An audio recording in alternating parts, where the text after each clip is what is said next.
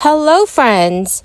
Good evening to all of you. Many economists are now saying that the next Social Security increase is still not adequate for millions of Americans. Representative John Larson is now pushing to gain more support on a new bill. This legislation would benefit millions of seniors that are experiencing financial hardships caused by the crisis. My dear friends, please do me a favor and watch until the end of this video to hear about all of these details.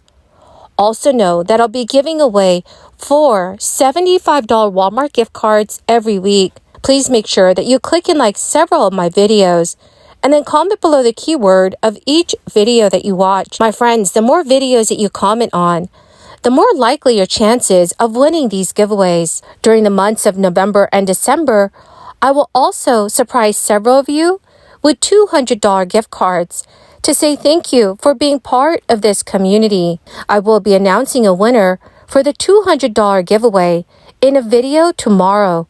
So dear friends, please make sure that you do stay tuned for that video. Retirees rejoiced when the 2023 cost of living adjustment for Social Security was announced in October. An increase of 8.7% is the biggest bump to benefits since 1981, when the COLA hit an all-time high of 11.2%. According to a poll from the Motley Fool, some say it's still not adequate to deal with the ongoing inflation. 55% of retirees believe that the 2023 COLA should have been much higher. Advocates for seniors also argue that the Consumer Price Index for urban wage earners and clerical workers, which is a metric used to calculate the annual adjustment, is not an accurate bellwether for their economic needs. This year's COLA was 5.9%, itself a 40-year record broken only this year, but the annual inflation rate was 7.7% for the 12 months that ended in October 2022.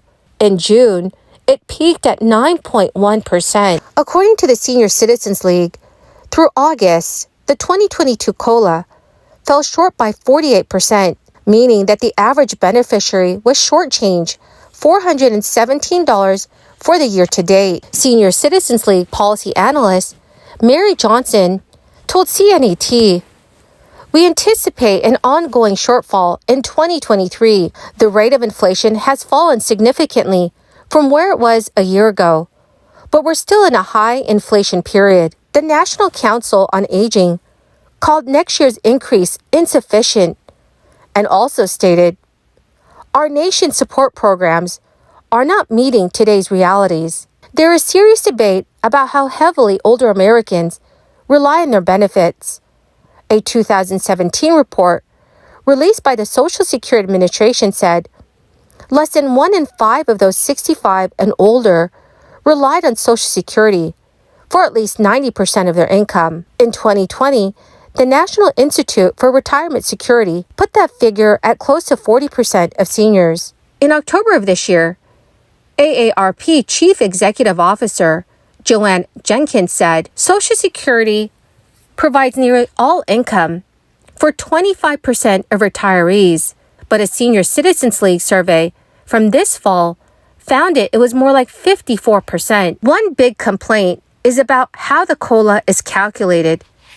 Currently, it's determined by year-over-year changes to the CPIW. A bill sponsored by Representative John Larson, a Democrat from Connecticut, would instead tether the COLA to the Consumer Price Index for the elderly, or CPIE, which puts greater emphasis on the price of healthcare, housing, and other goods and services that have a much greater impact on older Americans. Representative John Larson recently said in a statement, "The truth is, the COLA has not kept up with inflation for years because the current formula does not accurately reflect seniors' expenses." Mary Johnson also agrees that the CPIW is not an entirely accurate assessment. For example, the CPIW skews heavily towards gas prices, which impacts seniors much less. Because of this discrepancy, Social Security benefits have lost 40% of their buying power since the year 2000. Mary Johnson said the Senior Citizens League favors funding an elder index that's as in-depth as the CPIW. And she says there's wide support in Congress. So, dear friends, do you agree that the COLA should be based on the CPIE, which is the Consumer Price Index for the elderly? Please let me know your thoughts in the comment section below. Friends, the key word for this video today is Minneapolis. If you would like to enter the next $75 Walmart gift card giveaway, please click and like several of my videos, and then comment below this keyword, which is Minneapolis, and additional keywords of any video of mine that you watch. And do make sure, friends, that you're also subscribed to my channel. According to its most recent trustees report, Social Security's trust funds are expected to run out of money by the year 2035, forcing major benefit cuts, tax hikes, or some combination of the two. With that stark reality in mind, it is important to know what to expect from Social Security in 2023, just a dozen years before that expected day of reckoning. What happens next year and the few years after that will determine whether that 2035 projection will end up being overly ambitious, overly conservative, or just about right. Most Americans who receive both Social Security and Medicare have their Medicare Part B premiums directly deducted from their Social Security benefits. The standard Medicare Part B premium is actually dropping to $164 in 2023 from $170 this year. According to the Motley Fool, if your Medicare Part B premiums are deducted from your Social Security check, any increases in your base Medicare Part B premiums cannot be more than the increase in your Social Security benefit. Well, my most dearest and beautiful friends, that is the end of my daily stimulus update video for this evening. Thank you so much, friends, for joining me here and watching all the new videos I post. I want you all to know that I sincerely appreciate all of you. I will be announcing a winner for the $200 giveaway tomorrow. So friends, please make sure that you do stay tuned for that video. Thank you and have a wonderful and blessed weekend. With competitive pay while consumers unleashed pent-up demand.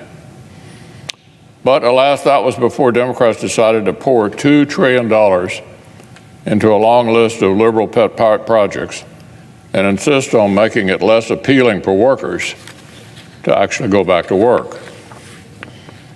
Today, essentials like gas and groceries have gotten more and more expensive.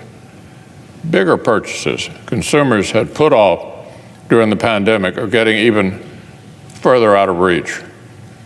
Across the country, working families and employers alike are feeling the pinch. An effective tax increase on both the wages and the savings of the middle class. Now, our colleagues weren't flying blind. They weren't naive. They knew they were passing what the White House Chief of Staff said was designed to be the most progressive domestic legislation in a generation. And they knew the risk, which one liberal economist described as, quote, inflationary pressures of a kind we have not seen in a generation.